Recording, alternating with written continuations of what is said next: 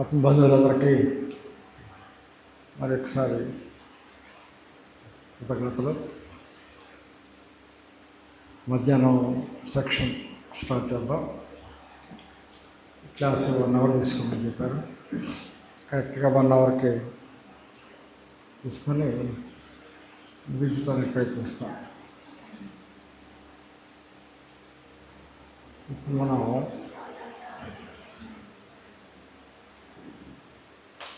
ధ్యానం లేదా ఎవరికైనా ఏమైనా పర్టికులర్ సబ్జెక్ట్ ఉందా అని అడుగుతారా? దాని గురించి చెప్పండి అని ఉన్నామంటే చెప్తాను. అమ్మా చెప్పండి.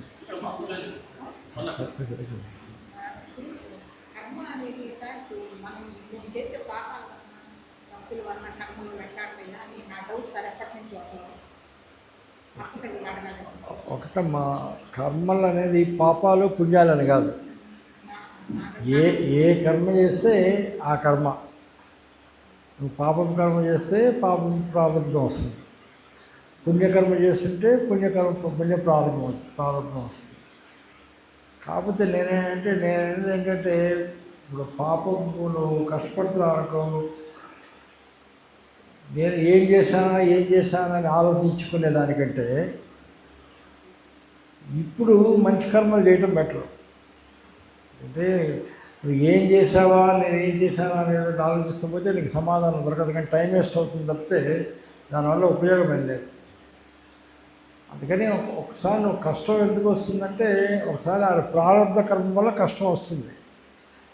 కానీ ఆ కష్టాన్ని కూడా నువ్వు జ్ఞానాన్ని ఉపయోగించి ఆ కష్టం నుంచి కూడా బయటికి రావాలి.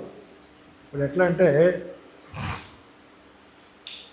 సముద్రంలో వెళ్తున్నారు, 2 పడవలు వెళ్తున్నారు సముద్రంలో. 2 పడవలు కనుక వెళ్ళినప్పుడు 2 పడవలు 2 మనుషులు నడుపుతూ ఉన్నారు.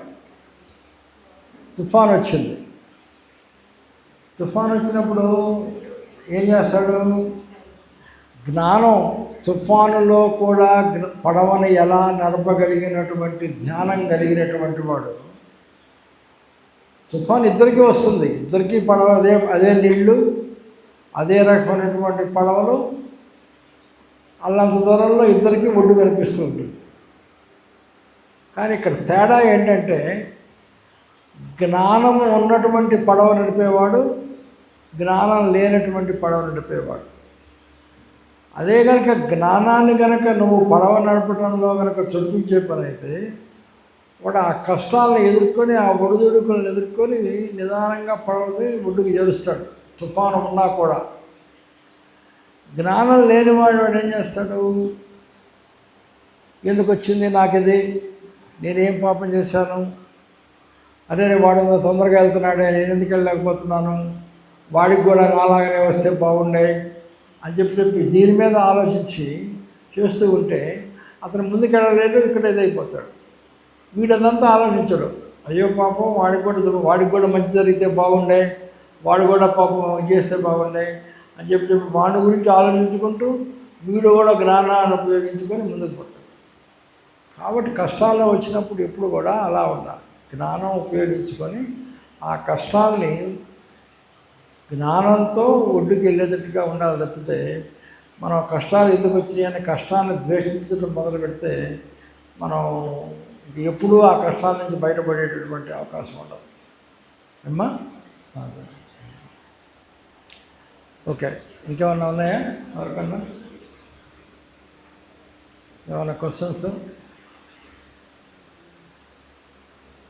ఓకే, ఇప్పుడు ధ్యానాన్ని గురించి ఇంకొంచెం ముందుకెళ్దాం.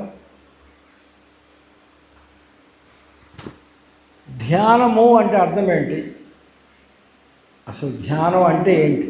మనందరం చాలా 8 సంవత్సరాల నుంచి చేస్తున్నారు అందరూ ధ్యానం.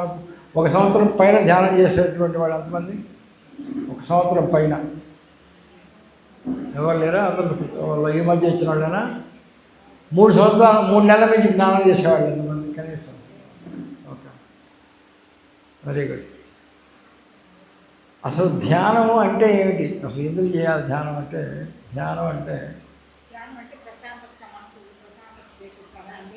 అనుకోవటం. ధ్యానం అంటే ఏంటంటే, ధీ అంటే ఏంటంటే బుద్ధి. అందుకనే ధియో యోన ప్రచోదయాత్ అంటాం. మన గాయత్రి మంత్రంలో 2 సార్లు ధీ అని వస్తుంది. ధీ అంటే ఏంటంటే బుద్ధి అని అంటాం. ధీ ప్లస్ యానం, దాన్ని ధ్యానం అంటాం. యానం అంటే తెలుసు కదా, యానం అంటే ఏంటి? ప్రయాణాన్ని యానం, సముద్రయానం, విమానయానం, నౌకాయానం అని చెప్పంటాం. యానం అంటేటటువంటి ప్రయాణం. ధీ అంటే బుద్ధి. బుద్ధి మీద చేసేటటువంటి ప్రయాణాన్ని ధ్యానం అని చెప్పాం. ఈ ధ్యానం వల్ల ఏం జరుగుతుంది? ఎందుకు ఈ ప్రయాణం చెయ్యాలి? ఒకవేళ కనుక ఈ ప్రయాణం చెయ్యకపోతే ఏమవుతుంది? ఎప్పుడైనా సరే ఒకటి గుర్తుపెట్టుకోండి, నీరు ఎప్పుడేమో పల్లవకే చేరుతుంది. అలానే ఎప్పుడైనా గుర్తుపెట్టుకోండి, ఏదైనా ఒక వస్తువు కానీ, మనిషి కానీ, వ్యక్తి కానీ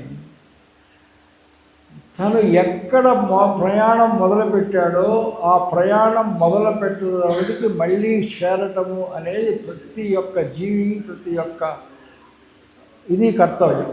అంటే ఫర్ ఎగ్జాంపుల్, నీరుంది, ఐస్ ఉంది,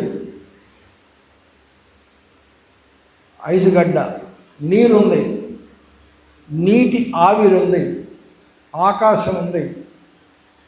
వీటన్నిటిలో నీరు ఏదిగా ఎక్కువ కాలం ఉంటుంది? నీరు ఐస్, ఎట్లా? ఆకాశం ఉంది, ఐస్ ఉంది, నీరుంది, నీటి ఆవిరుంది. ఈ 3 రకాలు ఉన్నాయి. 3 రకాలు నీటిని మామూలుగా కనుక వదిలేస్తే ఏదిగా మారటానికి నీరు ప్రయత్నిస్తుంది.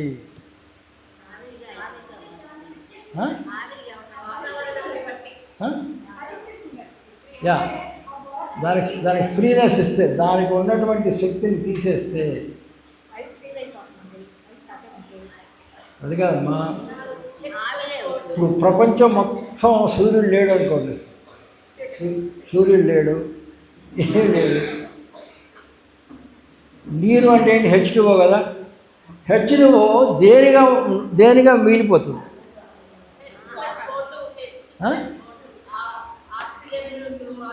నిజమే, దేనిగా మిగిలిపోతుంది. ప్రపంచంలో అంతా ఏం చూస్తాం మనం?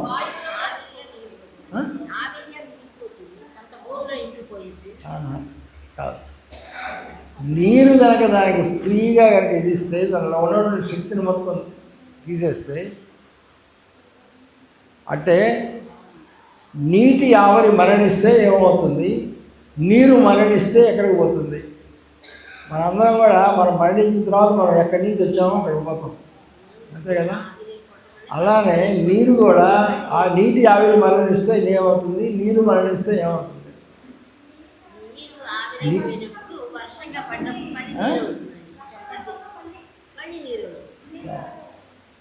తమాషాగా కొంచెం మిమ్మల్ని ఆలోచింపజేయడానికి చెప్పాను. ఆలోచన చేయండి. ఎందుకంటే మీరు ఇప్పుడే ఆనందం వచ్చారు కాబట్టి కొంచెం ఇట్లాంటి పొడుపు కథలు అవి కనుక వింటే కొంచెం మనసు కొద్దిగా ఇది అవుతుంది, యాక్టివ్ అవుతుంది. అందుకోసం ఎలా ఉంటుందంటే, సూర్యుడు లేదనుకోమ్మా, ఈ భూమి మొత్తం అంతా చల్లగా ఉందనుకో, ఈ నీరు అంతా కూడా ఐస్గా తయారైపోతుంది. విశ్వంలో ఇంకేముండదు, మొత్తం హిమాలయాలు అట్లా తయారైపోతుంది. హిమాలయాల్లో ఐస్ ఎట్లా ఉంటుందండి, మంచు కొండలాగా తయారవుతుంది. ఆ నీటికి, ఆ యొక్క మంచు గడ్డకి కొంచెం శక్తి ఇచ్చామనుకోండి, ఏం శక్తి ఇవ్వాలి? వేడి. ఆ యొక్క వేడి శక్తిని కనుక ఆ యొక్క మంచు గడ్డకి ఇస్తే అది నీరుగా పుడుతుంది. ఆ నీటికి ఇంకొంచెం శక్తి ఇస్తే నీరు ఆవిరిగా మారిపోతుంది. అలా అని నీటి ఆవిరిలో నుంచి కనుక శక్తి కనుక బయటికి లాగితే దేనిగా మారుతుంది? నీటి ఆవిరిలో నుంచి కనుక అంటే వేడి నీరుగా మారుతుంది. అంటే నీటి ఆవిరిని చల్లారిస్తే నీరుగా మారుతుంది. అంటే దాని అర్థం ఏంటి? దానిలోంచి వేడి శక్తిని కనుక బయటికి తీసుకుంటే నీరుగా మారుతుంది. నీరులో నుంచి మళ్ళీ ఆ వేడిని కనుక తీసేస్తే ఏమవుతుందిగా మారుతుంది? ఐస్గా మారుతుంది. అంటే నీటిలో నుంచి కనుక ఆ వేడిని కనుక తీసేస్తే నీళ్ళుగా చేస్తే, అంటే నీటిలో నుంచి కనుక శక్తిని బయటికి తీసేస్తే నీరుగా ఐస్గా మారిపోతుంది. ఐస్లో నుంచి మళ్ళీ వేడిని తీసేస్తే ఏం మారుతుంది? ఇంకేం కాదు. ఐస్లో నుంచి కనుక వేడిని తీసేస్తే, ఐస్లో నుంచి ఇంకొంచెం తీసేసామనుకో వేడి ఇంకా గడ్డగట్టుద్ది. కానీ ఐస్ తన రూపం మార్చుకుంటుందా? ఐస్ ఇంకేమన్నా విధంగా మారుద్దా? మారదు కదా. ఇక ఎంత తీసేసినా ఎంత తగ్గించినా అది ఐస్గానే ఉంటుంది అంతే, ఇంకేంగా మారదు. అంటే దాని అర్థం ఏంటంటే ఈ నీరు, ఐసు, నీటి ఆవిరి ఈ 3 రూపాలలో ఈ 3 రూపాలు ద్రవము అని పేరు పెడితే ఈ ద్రవానికి ఏది సొంత ఇల్లు లాంటిది? ఏ రూపము సొంత ఇల్లు? ఏ రూపము సొంత ఇల్లు అంటే ఏ ఇంటికి చేరితే ఇక నేను చేరాల్సినటువంటి ప్రదేశమే లేదు, నేను ఎక్కడ పుట్టానో అక్కడికి వచ్చాను అని చెప్పి ఏ రూపానికి వెళితే ద్రవం నేను చేరవలసిన ప్రదేశానికి చేరాను అనుకుంటుంది.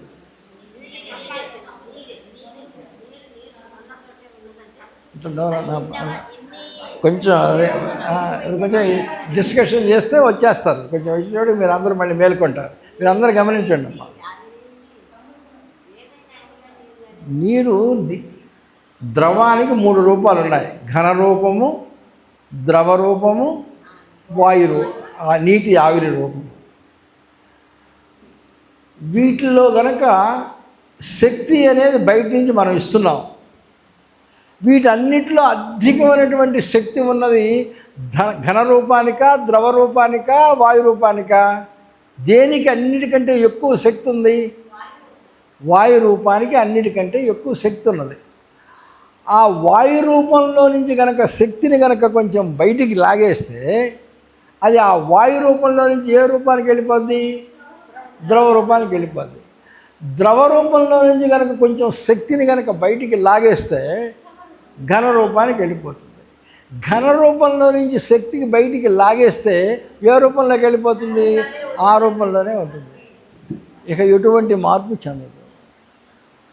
అంటే ఈ ఘన రూపానికి, ద్రవ రూపానికి, వాయు రూపాలకి, ఈ 3టికి ద్రవము అని చెప్పి కనుక పేరు పెట్టుకుంటే ఈ 3టికి పుట్టినిల్లు ఏది?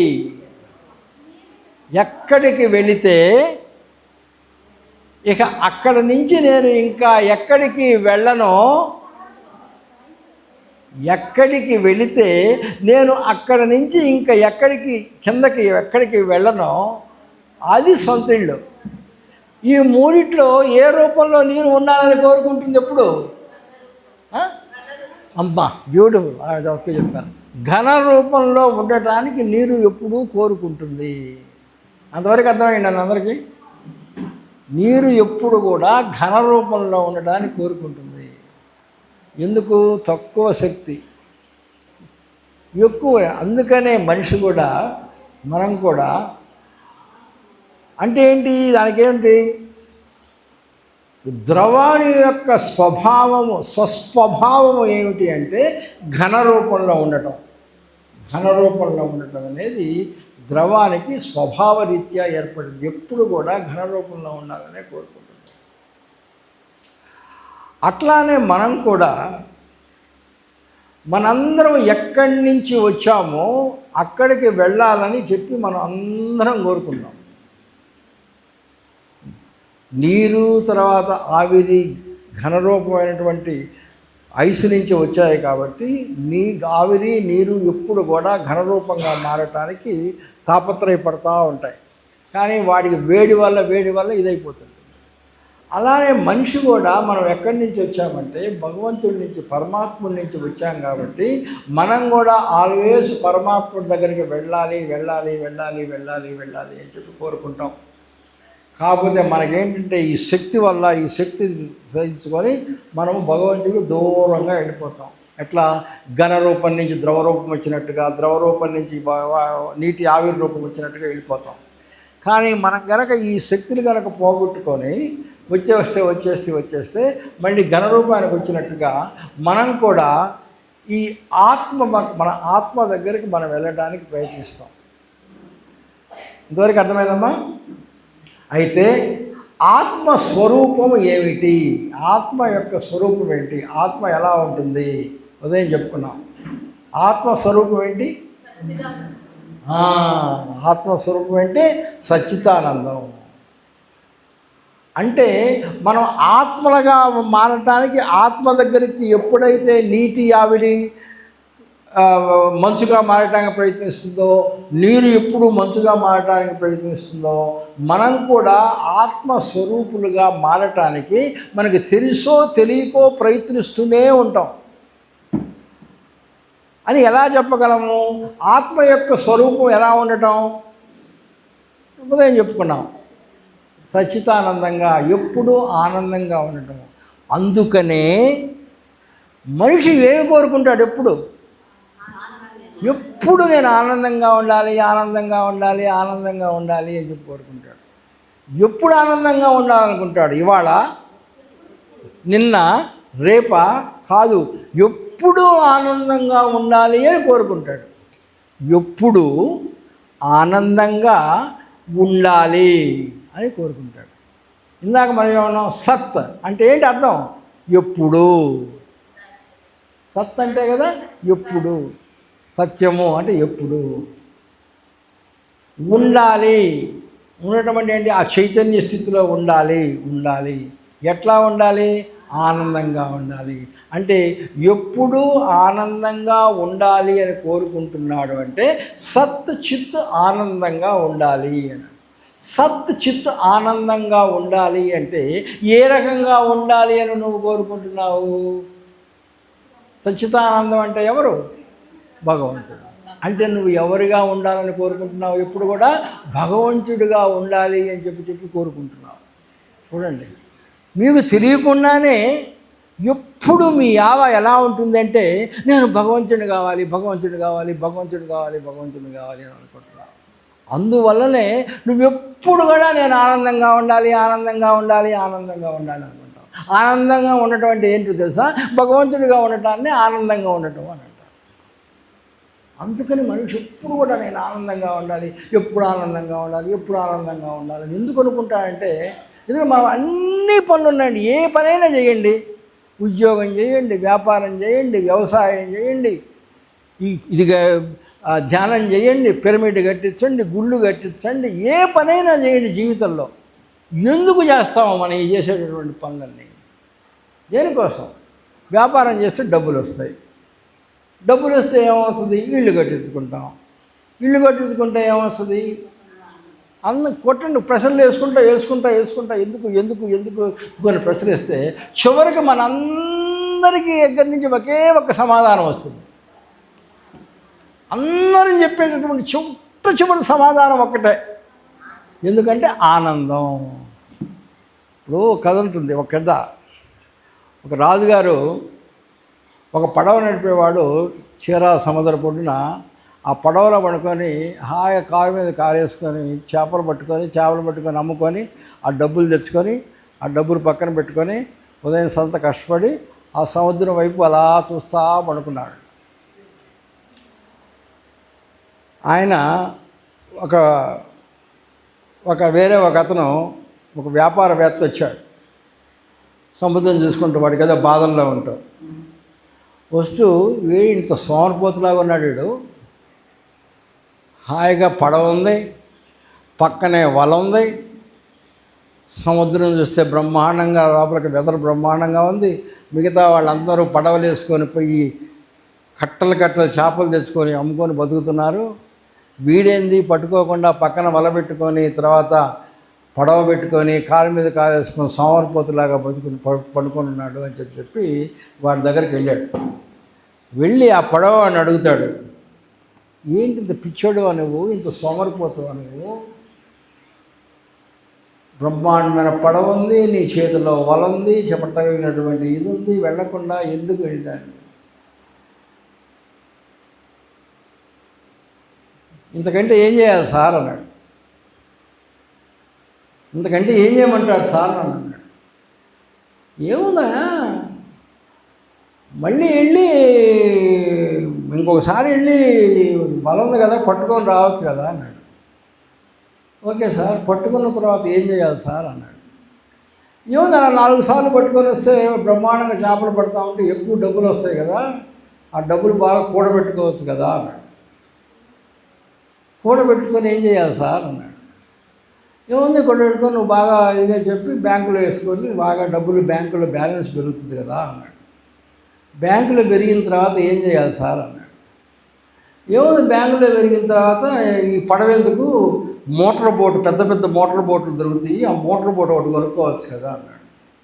మోటార్ బోటు కొట్టుకున్న తర్వాత ఏం చేయాలి సార్ అన్నాడు. ఏముంది, మోటార్ బోటు కొనుక్కొని ఇప్పుడు నీకంతా ఇంత చేపలు దొరికితే అప్పుడు పెద్ద పెద్ద చేపలు దొరుకుతాయి కదా, ఆ పెద్ద పెద్ద చేపలు దొరుకుని నువ్వు ఎక్స్పోర్ట్ చేయొచ్చు కదా అన్నాడు. ఎక్స్పోర్ట్ చేసిన తర్వాత ఏం చేయాలి సార్ అన్నాడు. ఎక్స్పోర్ట్ చేసిన తర్వాత ఏముంది, లక్షలు లక్షలు కోట్లు డబ్బులు వస్తాయి కదా, ఆ డబ్బులు వస్తాయి కదా, నీకు అప్పుడు బాగా లైఫ్ని ఎంజాయ్ చేయొచ్చు కదా అన్నాడు. ఓకే, కోట్లు లక్షలు వచ్చిన తర్వాత ఏం చేయాలి సార్ అన్నాడు. పెట్టుకున్న తర్వాత ఒక మంచి ఇల్లు చేసుకొని బాగా పెళ్లి చేసుకోవచ్చు కదా అన్నాడు. ఒక ఇల్లు కట్టుకొని పెళ్లి చేసుకున్న తర్వాత ఏం చేయాలి సార్ అన్నాడు. పెళ్లి చేసుకొని హాయిగా ఒక బంగ్లా, ఒక వాటర్ ఫ్రంట్ బంగ్లా, ఒక అట్లాంటి ఇప్పుడు మీకు ఉంది కదా మంచి, దాన్ని ఏమంటారు, గెస్ట్ హౌస్లు, హాయిగా ఒక సముద్రపు ఒడ్డున పెద్ద గెస్ట్ హౌస్ కట్టుకొని వాటర్ని చూస్తా బ్రహ్మాండంగా ఎంజాయ్ చేస్తూ కాళ్ళ మీద కాలు వేసుకొని బ్రహ్మాండంగా ఎంజాయ్ చేయొచ్చు కదా అన్నాడు. ఇప్పుడు నేను చేస్తుంది అదే కదా సార్, ఇప్పుడు నేను చేస్తుంది అదే కదా, మళ్ళీ నన్ను అది చేసి మళ్ళీ ఇదే చేయమంటున్నారు కదా, నేను ఎప్పుడో చేస్తుంది, నేను చేసేది ఇప్పుడు అదే కదా సార్, ఇక దీని అవసరం అంటే వీడికి నేనే చిక్కినట్టున్నానండి, కాబట్టి నువ్వే కాదు బాబు నేనే పిచ్చోడిని, ఐఎమ్ సారీ, నువ్వు చేసేది కరెక్ట్, నేను చేసింది తప్పు అని చెప్పుకున్నాను. అట్లా ఉంటుంది. అంత కూడా మనిషి ఎప్పుడు కూడా ఆనందంగా ఉండడానికి ప్రయత్నిస్తాడు. కాకపోతే ఏమవుతుందంటే ఆనందం ఎక్కడో ఉందనుకుంటాడు, అది వచ్చినటువంటి ప్రాబ్లం. ఆనందం ఎక్కడో ఉందనుకుంటాం, అందుకనే మనం ఏం చేస్తాం, పరిగెత్తుతాం.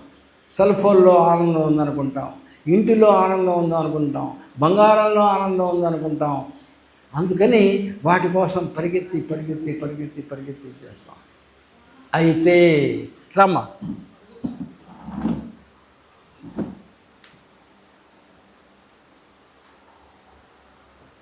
చాలు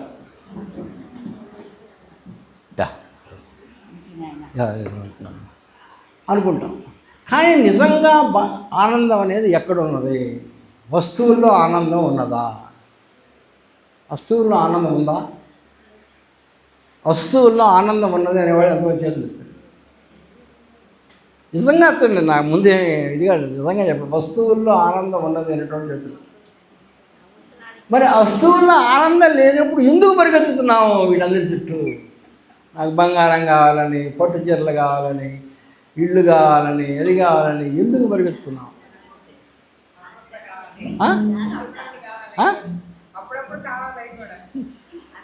అప్పుడప్పుడు కావాలని.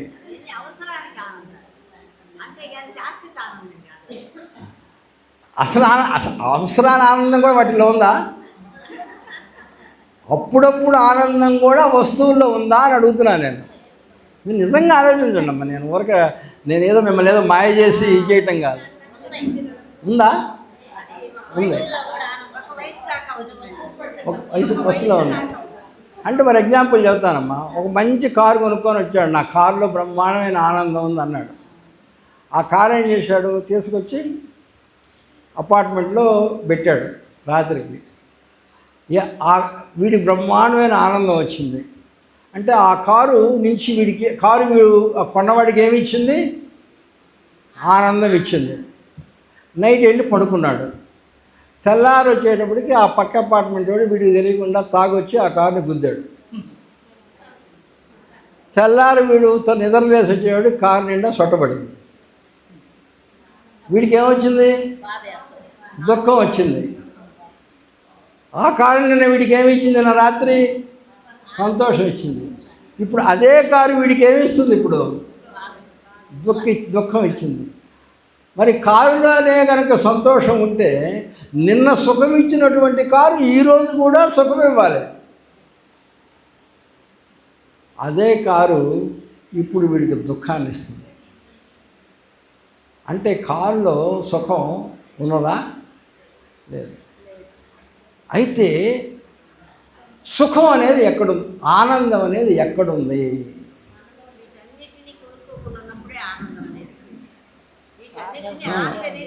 నేను అడిగిన ప్రశ్న కరెక్ట్గా చెప్పాలి సమాధానం. ఆనందం యొక్క అడ్రస్ ఎక్కడా? ఎక్కడ బాబు, ఎక్కడ చెప్పారు మీరు, ఏదో అన్నారు మీరు, చూపించారు ఏదో. ఆనందం యొక్క అడ్రస్ ఎక్కడా? ఆనందమా నీవెక్కడా అని అందరూ ప్రశ్నించుకోవాలి.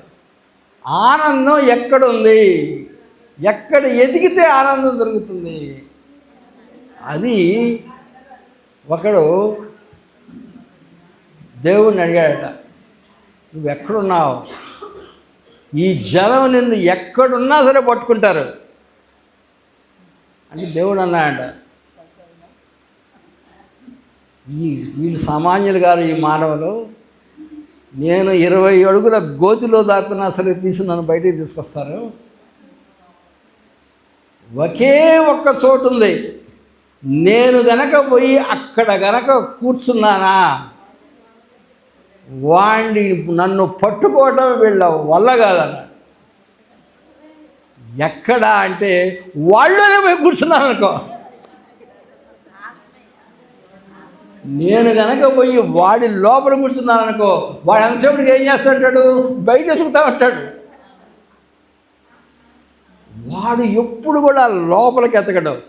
కాబట్టి నా బెస్ట్ ప్లేస్ నేను ఎక్కడ పోయి కూర్చుందో సరిపోద్దంటే, పోయి వాళ్ళ లోపలే కనుక కూర్చున్నాను అనుకో, అది బెస్ట్ ప్లేస్, వాడికి చిక్కను.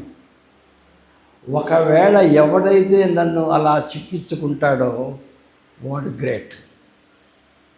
కాబట్టి మన అందరి నైజం ఏంటంటే బయట ఎత్తుక్కుంటాం, అక్కడ ఆనందం, అక్కడ ఉందో, అక్కడ ఉందో. కానీ ఎక్కడ ఆనందం ఉన్నదో అక్కడ మర్చిపోతాం. ఓకే, మనలోనే ఆనందం ఉన్నది, బయట వస్తువులు లేదు అని ఎలా నిరూపిస్తావు? ఊరికి చెప్పటం కాదు కదా, చెప్పాలి కదా. అంటే అమెరికాలో లాస్ వేగస్ అనేటటువంటి ఊరు ఉంది. వాళ్ళు అమెరికా వస్తే తెలుసు. అక్కడ ఏముంటుందంటే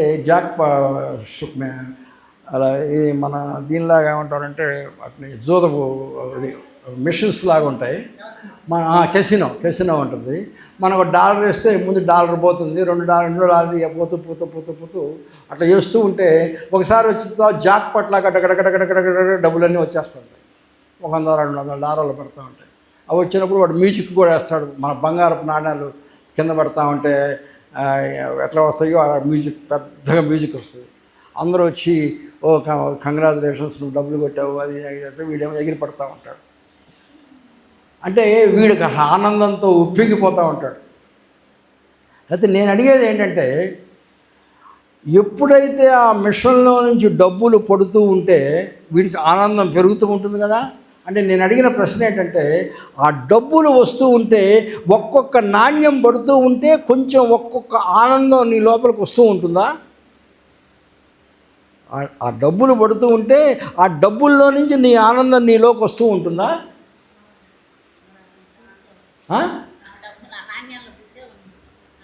నేను అడుగుతున్న క్వశ్చన్, డబ్బుల్లో నుంచి ఆనందం వస్తూ ఉంటుందా? ఆ డబ్బులు పడుతూ ఉంటే నీలో నుంచి ఆనందం బయటికి వస్తూ ఉంది.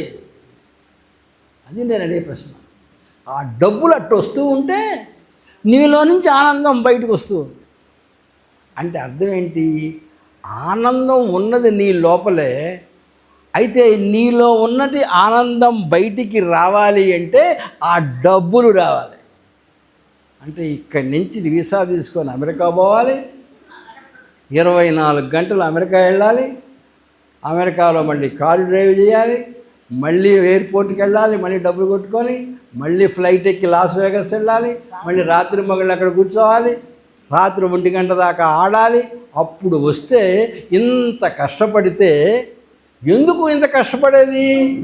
నీలో ఉన్నటువంటి ఆనందాన్ని బయటికి తీసుకురావడం కోసం ఇంత కష్టపడాలి. అంతేగా చేస్తుంది.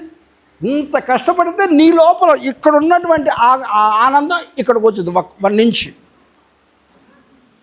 లోపల ఉన్న ఆనందం బయటికి రావడానికి ఇంత పట్టుద్ది.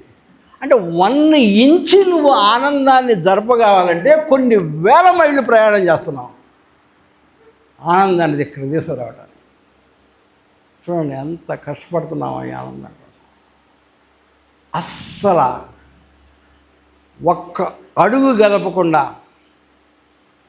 ఉన్న చోటనే ఉంటూ ఒక్క పైసా ఖర్చు చేయకుండా, ఒక్క దమిడి ఖర్చు లేకుండా, ఫ్రీగా, ఎటువంటి ఖర్చు లేకుండా, ఎటువంటి కష్టం లేకుండా ఉన్న చోటనే కూర్చొని ఏ వస్తువులు ముందు లేకుండా, అసలు ప్రపంచంతోనే సరి లేకుండా, కళ్ళు తెరవకుండా కళ్ళు మూసుకొనే ఉంటూ అటువంటి ఆనందాన్ని పొందగలిగినటువంటి అవకాశం, స్థితి ఒకటి ఉన్నది. దాని పేరే ధ్యానం. చూడండి ధ్యానం ఎంత గొప్పదో. మళ్ళీ అవసరం లేదు, మాన్యాలు అవసరం లేదు, నాణ్యాలు అవసరం లేదు, బంగారం అవసరం లేదు. జస్ట్ ఎక్కడుంటే అక్కడ కూర్చొని కనుక కళ్ళు మూసుకుంటే ఆ ఆనంద స్థితిలోకి వెళ్ళపోయేది. అలా వెళ్ళగలిగే స్థితి ఓన్లీ ఒక్కదానికే ఉంది, ఇంకా దేనికే లేదు. ఆ ఒక్కటి ఏంటంటే ధ్యానం. నేను చెప్పిన దాంట్లో ఏమైనా అబద్ధం ఉందమ్మా చెప్పండి. నేను ఏదన్నా గారడీ వాళ్ళలాగా మాయ చేసి మిమ్మల్ని అందరినీ మాయ చేయటం లేదు కదా? ఏమ్మా ఉందా? ఏం లేదు కదా? ఏం లేదు. కూర్చుంటే అలా చూసుకుంటే అటువంటి ఆనందం, ఇవన్నీ సంతోషాన్ని ఇస్తాయేమో కానీ, ఇవన్నీ కూడా నీకు సంతోషాన్ని ఇస్తాయేమో కానీ ఆనందాన్ని లేవు. ఎందుకంటే అవి వస్తే సంతోషం, పోతే దుఃఖం. కానీ ధ్యానంలో రావటం లేదు, పోవటం లేదు, ఆల్రెడీ ఉన్నదంతా ఆనందమే. కాబట్టి వీటన్నిటికంటే కూడా ధ్యానం అనేది అంత గొప్పది అని చెప్పి, అంటే దాని అర్థం ఏంటంటే ఇదే ఏం వద్దా సార్, మేమేం సంపాదించుకోవద్దా, మేమేం బాధ్యతలు తీసుకోవద్దా, ఊర కూర్చుకొని పొద్దుగూరుకొని ధ్యానమే చేయమంటారా, ఇక మాకేం వద్దా అని అంటున్నా. చెయ్యండి, లేకపోతే ఆనందం కోసం చేయవాకండి. బాధ్యతలు ఉంటే చెయ్యండి.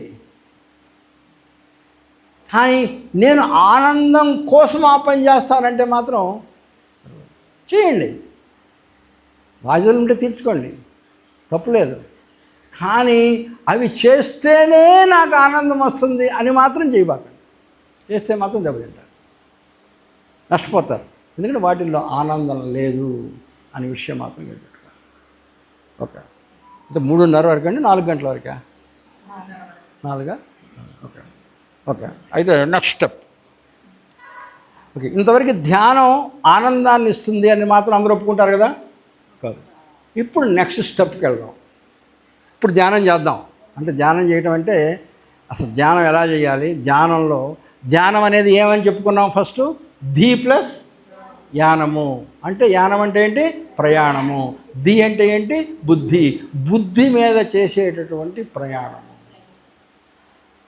అయితే ఈ ప్రయాణం ఎట్లాంటిదో తెలుసా? మనం చేయబోయేటటువంటి ప్రయాణం గంట సేపు ఈ ప్రయాణంలో ఎంటర్ అవుతున్నాం. ఇప్పుడు మనం ఈ క్లాస్ అయిపోయేటప్పటికి మనం ఎక్కడికి వెళ్ళిపోతాం తెలుసా? ఆనందపు సముద్రంలోకి వెళ్ళిపోతాం. మిమ్మల్ని అందరినీ తీసుకెళ్ళిపోతున్నాను ఆనందపు సముద్రంలోకి ఇప్పుడే ప్రాణాన్ని. కాబట్టి అందరు జాగ్రత్తగా, ఎవరైనా నిద్రపోతామంటే నిద్ర నుంచి అందరూ బయటికి రండి. మనం పెద్ద గొప్ప ప్రయాణాన్ని మొదలు పెడుతున్నాం. నెక్స్ట్ 40 నిమిషాలు మిమ్మల్ని ఎక్కడికి తీసుకెళ్ళాలో అక్కడికి తీసుకెళ్ళి అసలు ఆనందం అనేది ఎలా ఉంటుందో మీ అందరికీ ఒకసారి చవి చూపించి అప్పుడు మిమ్మల్ని ఇంటికి పంపిస్తాను. ఇంటికి పంపించిన తర్వాత కూడా మీరు ఆనందం యొక్క పొందుతూ అలానే ఉందరు.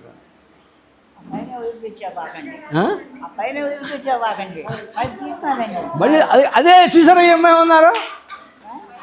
అదే మనకు వచ్చిన ప్రాబ్లం. ఏముందో తెలుసా? చూడండి, అద్భుతంగా చెప్పారు తల్లి. ఏమన్నా తెలుసా? అమ్మ ఏమన్నారు తెలుసా? తీసుకెళ్ళండి, తీసుకెళ్ళండి, తీసుకెళ్ళండి, ఆనందం అందరూ తీసుకెళ్ళండి, కానీ అక్కడ మాత్రం వదిలేవాకండి. అది సగటు మానవుడు ప్రతి వాడికి ఉండేటటువంటి వీక్నెస్, ప్రాబ్లము, అజ్ఞానం. అమ్మ కరెక్ట్గా ఉన్న మాట ఉన్నట్టుగా చెప్పారు. అది మీరు అందరూ చెప్పలేదు, తను ఒక్కటే బయటికి చెప్పారు. అందరూ అమ్మకు సపోర్ట్ పెట్టండి.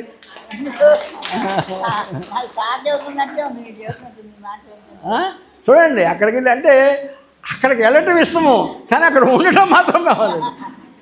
వెళ్ళటం ఇష్టమైనప్పుడు ఇక మళ్ళీ రావటం ఎందుకు? ఉంటే ఎప్పుడు అక్కడే ఉండొచ్చు కదా.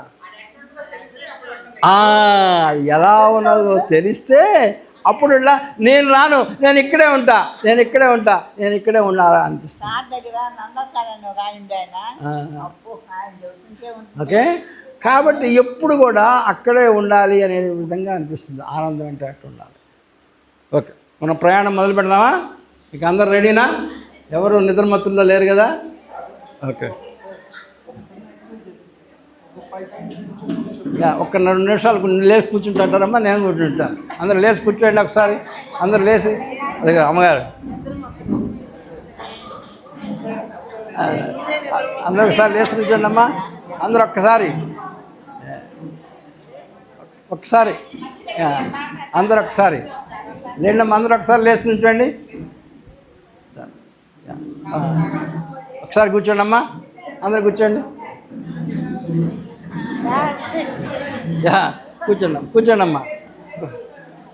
కూర్చోండి అందరు కూర్చోండి. ఈ ప్రయాణం అంటే ఏంటో తెలుసా? దీంట్లో మనం చేయబోయేది ఒక జైత్ర యాత్ర. జైత్ర యాత్ర అంటే ఏంటో తెలుసా? ఒక రాజు, ఒక సామ్రాట్ వచ్చేటటువంటి రాజుల్ని మొత్తాన్ని కూడా ఎదిరించుకుంటూ ఒక్కొక్క దాని మీద విజయం సాధిస్తూ ఆ యొక్క కష్టాన్ని దాటి విజయం సాధించి ఇంకొక దానికి వెళ్ళి విజయం సాధించి వెళ్ళి ఎక్కడికి తెస్తాదట? ఆనందం అనేటటువంటి మహా సామ్రాజ్యంలోకి వెళ్ళాలి. మనం 5 సామ్రాజ్యాల యువతలు ఉన్నాం. ఈ 5 సామ్రాజ్యాలను ఒక్కొక్కటి వెళుతూ ఒక్క సామ్రాజ్యం మీద విజయం సాధిస్తూ ఆ సామ్రాజ్యంలో ఉండేటువంటి అడ్డంకుల్ని, ఆ రాజుల్ని అందరినీ ఓడిస్తూ ముందుకు వెళుతూ చివరికి మధ్యలో ఉండేటటువంటి ఆనందం అనేటటువంటి జైత్రయాత్రను, ఆనందం అనేటటువంటి దాన్ని కూడా దాటి భగవత్ స్వరూపంలోకి మనం వెళ్ళిపోయి లీనమైపోయి అక్కడ ఉండేటటువంటి చేసేటటువంటి ప్రయాణం ఇది ఒక జైత్రయాత్ర. అది మొదలు పెడుతున్నాం మనం.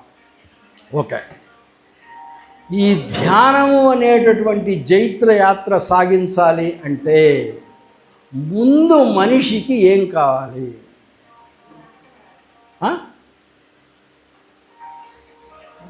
అసలు ఈ యాత్ర, ధ్యానం అనేటటువంటి యాత్ర మొదలు పెట్టాలి అంటే మనిషికి ఏం కావాలి?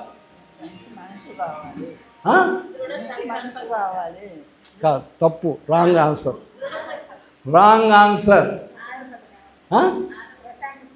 ప్రశాంతత కావాలి. Wrong answer.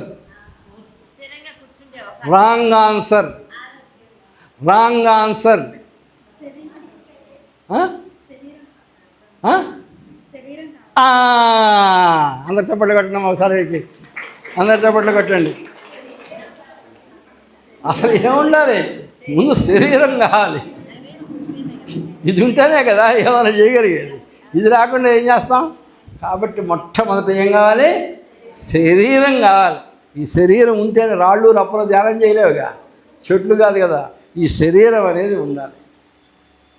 అయితే ఈ శరీరాన్ని గురించి దాటాలి అంటే ఈ శరీరం ఈ యొక్క మనం ఏం చేయాలి? ఈ శరీరం అనేటువంటి ఒక శరీరం అనేటటువంటి ఒక రాజ్యం, ఈ శరీరం అనేటటువంటి రాజ్యం మీద జయం సాధించాలి. అది జైత్రయాత్రలో మొట్టమొదటి పాత్ర ఈ శరీరం మీద విజయం సాధించి అప్పుడు దాటి అవతలకి వెళ్ళాలి. అప్పుడు ఏమొస్తుందో చూడాలి.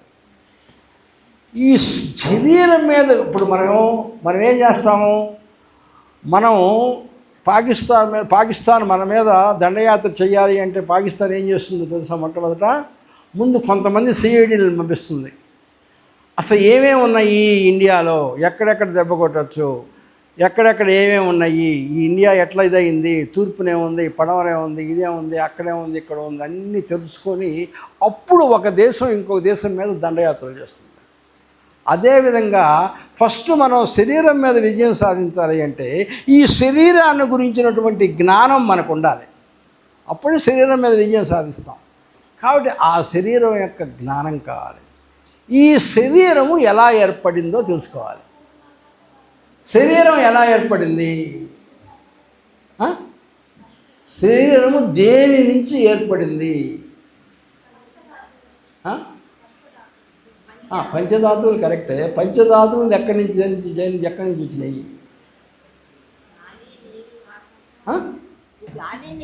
పంచమాతాలు. ఇంకా ఎక్కడి నుంచి వచ్చినాయి? శరీరం ఎక్కడి నుంచి వచ్చింది?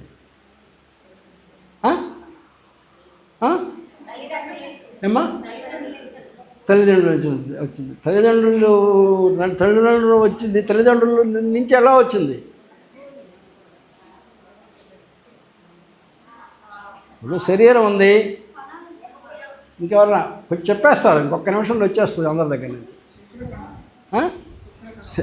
శుక్రకణంలో నుంచి. శుక్రకణంలో ఎట్లా వచ్చింది? పాలు మాలిక్యూల్స్ కాదు, అది కూడా రైట్ ఆన్సర్ కాదు. ఒక శరీరం ఉందమ్మా.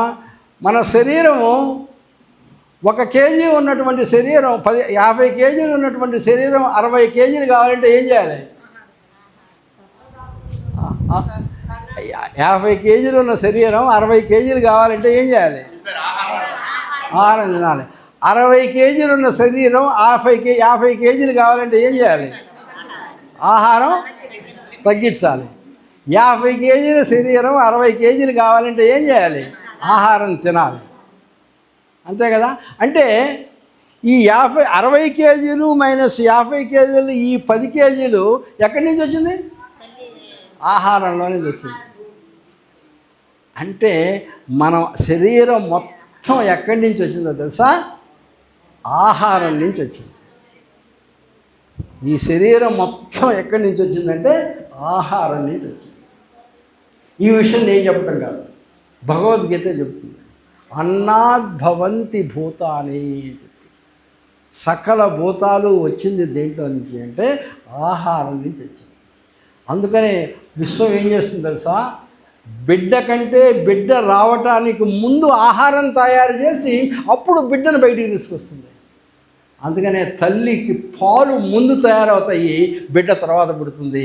బిడ్డ వచ్చేటప్పటికి ఆహారం రెడీగా ఉంటుంది. కాబట్టి ముందు ఆహారం, తర్వాత బిడ్డ. కాబట్టి మనందరం ఎక్కడి నుంచి వచ్చామంటే ఆహారం నుంచి వచ్చాము.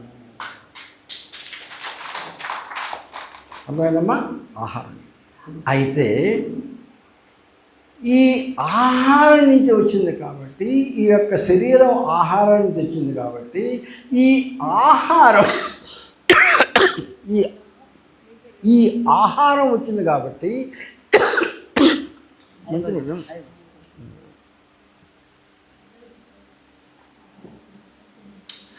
ఈ శరీరం ఆహారం నుంచి వచ్చింది కాబట్టి ఎటువంటి ఆహారం కనుక నువ్వు తీసుకుంటే నీ యొక్క మనోబుద్ధులు ఆ రకంగా తయారవుతాయి. మాంసాహారం అందుకనే సింహాన్ని ఏమంటాము? మృగరాజు అంటాం. ఎందుకు? సింహం మాంసాహారం అటువంటి తీసుకుంటాం కాబట్టి, మాంసభక్షణ అటు తీసుకుంటే మృగంగా ఉంటుంది, అందుకని దాన్ని మృగము అన్నారు. అదే ఆవు తీసుకున్నాడు, శాకాహారం తీసుకునేటటువంటి వాళ్ళు చాలా ఇదిగా ఉంటారు. అంటే ఎటువంటి ఆహారం తీసుకుంటే సామాన్యంగా అటువంటి ఆలోచనలు అటువంటి ఇది వస్తాయి. అది అది అది తప్పులేదు, అది ఎవరు తీసుకుంటారు. అందుకని నువ్వు నిజంగా ఈ ధ్యాన ప్రయాణం చేయాలనుకుంటే మాత్రం, ఈ జైత్రయాత్రలో మేము పాల్గొండి మాకు అవసరం లేదు అనుకుంటే ఎవరి ఇష్టం వాళ్ళది. కానీ ఈ యొక్క యాత్రలో పాల్గొని దగ్గరికి వెళ్ళాలి అంటే మాత్రము నువ్వు సాత్విక ఆహారం తీసుకొని శాకాహారం తీసుకుంటే, నేను అందరికీ ఎప్పుడుగా మీరు శాకాహారం తీసుకొని తీరాలని చెప్పడం లేదండి. ఈ యాత్రలో పాల్గొనాలంటే మాత్రం శాకాహారం తీసుకుంటే అప్పుడు నీకు సాత్వికమైనటువంటి బుద్ధులు నీకు వస్తాయి. అందుకని పత్రిజీ గారు మనకి శాకాహార జగత్ అని చెప్పి మనకి పెట్టి మనందరినీ శాకాహారాన్ని కల్పించారు. కాబట్టి శాకాహారాన్ని తీసుకుంటూ అందుట్లో ఎలా ఉండాలి? శరీరము మరి ఎక్కువ ఇదిగా లావుగా ఉందనుకోండి, నువ్వు కూర్చొని ధ్యానం చేయడానికి అనువుగా ఉండదు. అలా అని చెప్పి అసలు నువ్వు ఏమి తినకుండా అసలు మరీ ఇలా ఉన్నారనుకోండి, అది కూడా ధ్యానం సేపు ఎక్కువసేపు కూర్చోలేదు. అంటే ఎంత హైట్కి ఎంత వెయిట్ ఉండాలో చూసుకొని ఆ రకంగా ఆహారం తీసుకుంటూ నువ్వు నీ యొక్క శరీరాన్ని జాగ్రత్తగా కాపాడుకుంటూ శాకాహారాన్ని కనుక తీసుకుంటూ ఈ రకంగా కనుక తీసుకొని ఈ ప్రయాణం కనుక మొదలు పెడితే నువ్వు ఫస్ట్ స్టెప్ దాటావు. ఫస్ట్ దాని మీద విజయం. నీ యొక్క శరీరం అప్పుడేమవుతుంది సార్? నీ శరీరము నువ్వు చెప్పినట్టుగా నీ శరీరం వింటుంది. అలా కాకుండా కనుక నువ్వు ఇష్టం వచ్చినట్టు కనుక తిన్నావు అనుకోండి, నీ శరీరం చెప్పినట్టుగా నేను లేవలేను కూర్చో అంటే కూర్చోవాలి. నువ్వు లేవాలని ఉంటుంది, శరీరం అంటుంది నేను లేవలేను కూర్చో అని అంటే సరేనమ్మా కూర్చో, ఎంతసేపు కావాలో కూర్చో. అలానే కనుక మనం సరిగా లే అనగానే ఓకే సార్ లేస్తున్నాను అంటుంది. అంటే నువ్వు చెప్పినట్టుగా నీ శరీరం వినిపించేట్టుగా చేసుకోవాలి. కానీ శరీరం చెప్పినట్టుగా నువ్వు కనుక విన్నావంటే మాత్రం అయిపోతుంది. అందుకని అలా గనక చేస్తే నువ్వు ఫస్ట్ దాని మీద విజయం సాధించావు. దేని మీద? శరీరం మీద. ఈ శరీరం మీద విజయం సాధించడాన్ని మన వేదాంతంలో ఒక పేరు పెట్టారు. ఏదో తెలుసా? అన్నమయ కోశము పైన విజయము సాధించుట. మనకు 5 కోశాలు ఉన్నాయి. ఫస్ట్ కోశం పేరు ఏం పేరు తెలుసా? అన్నమయ కోశము. అన్నముతో ఏర్పడినటువంటి ఒక తోలు తిత్తి. కోశము అంటే ఏంటి? తిత్తి. అన్నముతో ఏర్పడినటువంటి ఈ తోలు తిత్తి అన్నమయ కోశము అంటారు. వీటిని గనక విజయం సాధిస్తే అన్నమయ కోశం పైన విజయము సాధించాము. ఒక స్టెప్ అయిపోయింది. 5ట్లో ఒకటి అయిపోయింది. ఇప్పుడు రెండో దాని మీద విజయం సాధించాలి. ఓకే, మనిషి ధ్యానం చేయాలంటే ఫస్ట్ ఏం కావాలి? శరీరం కావాలి. తర్వాత ఏం కావాలి?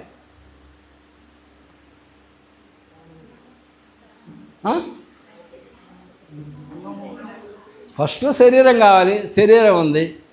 శరీరం ఉన్న తర్వాత ధ్యానంలో ఇంకా ముందుకెళ్ళాలంటే ఏం కావాలి? మనసు ఉంటే ఎట్లా? మనసు ఉంటే కాదు, ఇంకోటి కావాలి. ప్రాణం ఉండాలి. ప్రాణం శవం చేయలేదు కదా ధ్యానం. శరీరం ఉండాలి, శరీరంలో శవం చేయలేదు కదా ధ్యానం. శవం చేయలేదు కదా, ప్రాణం ఉండాలి కదా. కాబట్టి ప్రాణం ఉండాలి మనిషికి. కాబట్టి ఏం చేయాలి? ఇందాక శరీరం ఉండాలి కాబట్టి శరీరంలో ఏముంది, శరీరం ఎట్లా తయారైంది, ఈ శరీరం సంబంధించినటువంటి జ్ఞానాన్ని తెలుసుకొని అప్పుడు ఈ శరీరం మీద విజయం సాధించడానికి ప్రయత్నించి విజయం సాధించి ముందుకు వచ్చాం. ఇప్పుడు మనకి ఏం ఎదురు తగిలింది? ప్రాణం ఎదురు తగిలింది. ఇప్పుడు ప్రాణాన్ని గురించి తెలుసుకొని ఆ ప్రాణం మీద విజయం సాధించి ముందుకు వెళ్ళాలో తెలుసుకోవాలి. ప్రాణం అంటే ఏమిటి? ఎక్కడ ఉంటుంది ప్రాణం? ప్రాణం ఎక్కడ ఉంటుందమ్మా? ఎందుకు నుంచుంటున్నానంటే ఎవరెవరు నిద్రపోతున్నారు చూడటానికి. Okay, good. ప్రాణం ఎక్కడ ఉంటుంది? శ్వాస మీద ఉంటుంది ప్రాణం. అంతనే కదా. మనిషి చచ్చిపోయాడు అనుకో, మనం ఏం చేస్తాం? చచ్చాడో బతికాడో చూడటానికి పెడతాం, ఇది గాలి ఆడుతుందా లేదా అని చెప్పి. అంటే అందుట్లో బిడ్డ పుడతాడు, పుట్టంగానే ఫస్ట్ ఏం చూస్తాం? ఏడుపు లేదో, ఏడుస్తున్నారు, ఏడవరా బాబు, ఏడవరా బాబు, ఏడవరా బాబు. చూడంతోటి పిల్లల్ని ఏడుపు చూడాలి మనం. పుట్టంగానే ఏడవకపోతే మాత్రం మనకు సంతోషం లేదు. వాడు ఏడ్చాడా, మనకు నవ్వులే నవ్వులు. పిల్లలు ఫస్ట్ ఏడవకపోతే మనకు నవ్వులే లేవు మన జీవితంలో. అందుకని ఏంది ఏడవటం లేదు, ఏంది ఏడవట్లేదండి. ఎందుకు ఏడుస్తాడో తెలుసా? పిల్లలు ఫస్ట్ ఎందుకు ఏడుస్తారో తెలుసా? ఎందుకు ఏడుస్తారు అసలు పిల్లలు బయటపడంగానే? నవ్వచ్చు కదా. నేను మా అమ్మ కడుపులో నుంచి బయటకు వచ్చాను, లోపలంతా చీకటి చండాలంగా ఉంటుంది లోపల. ఒకసారి మీరు ఫోటో తీస్తే అర్థమవుద్ది ఎంత భయంకరంగా ఉంటుందో లోపల. అక్కడే పాసు, అక్కడే ఒంటేలు, అదే లెట్రిను, అదే బాత్రూము, అదంతా అటువంటి చీకటి, తిరగటానికి ప్లేస్ ఉండదు. అంత దీంట్లో నుంచి హాయిగా ఇంతటి చిన్నటువంటి దీంట్లో నుంచి బయటకు వచ్చి ఎంత హాయిగా నవ్వాలాడు. అమ్మయ్య నేను వచ్చాను అనుకుని నవ్వాలి కదా. వాడు ఇంత కష్టపడి బయటకు వచ్చి బేరమని ఏడుస్తాడు. ఎందుకు నాకు అర్థం కావట్లేదు. ఎందుకు ఏడుస్తాడు బిడ్డ? వై? అసలు ఎగిరి గంతయ్యాల్సిన టైం కదా. ఎందుకు ఏడుస్తాడు తెలుసా?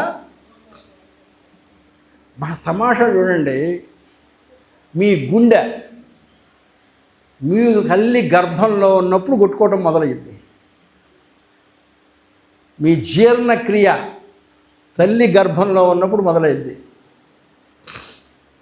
మీ నాడీ మండలం మీకు మీ తల్లి గర్భంలో ఉన్నప్పుడు మొదలైంది. మీ కిడ్నీస్ తల్లి గర్భంలో ఉన్నప్పుడు పనిచేయటం మొదలు పెడతాయి. కానీ ఒక్కటి మాత్రం ఉంటుంది, కానీ పనిచేయదు. తల్లి గర్భంలో ఉన్నప్పుడు పనిచేయదు, రెడీగా ఉంటుంది కాదు. ఒకటి హార్ట్ కూడా ముందు పనిచేస్తుంది. బిడ్డ కొట్టుకుంటే మీ హార్ట్ రేట్ ఎంతో, బిడ్డ హార్ట్ రేట్ ఎంతో చెప్పచ్చు. అమ్మ నీ హార్ట్ రేటు 70, నీ బిడ్డ హార్ట్ రేటు 140 అని చెప్పచ్చు. అన్నీ పనిచేస్తాయి, కానీ ఒకటి పని చేయటానికి రెడీగా ఉంటుంది, కానీ పని చేయదు. కరెక్ట్, పని చేయడానికి రెడీగా ఉంటుంది. అదేంటో తెలుసా?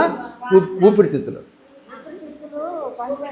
ఊపిరితిత్తులు ఎప్పుడైతే బిడ్డ బయటికి రాగానే బయటికి వచ్చిన మరుక్షణం బిడ్డ ఏమంటుంది తెలుసా? అంటుంది. అనగానే తెలుసా, ఒక్కసారి ఈ రకంగా ఉన్న ఊపిరితిత్తులు అని చెప్పి తీసుకెళ్ళి ఫస్ట్ శ్వాస 2 ఊపిరితిత్తుల్ని బుడగల మాదిరిగా 2 తీసుకుంటాయి. అందుకని బిడ్డ కనుక ఏడవకపోతే దాని అర్థం ఊపిరితిత్తులు పనిచేయటం లేదు వీడికి అని అర్థం.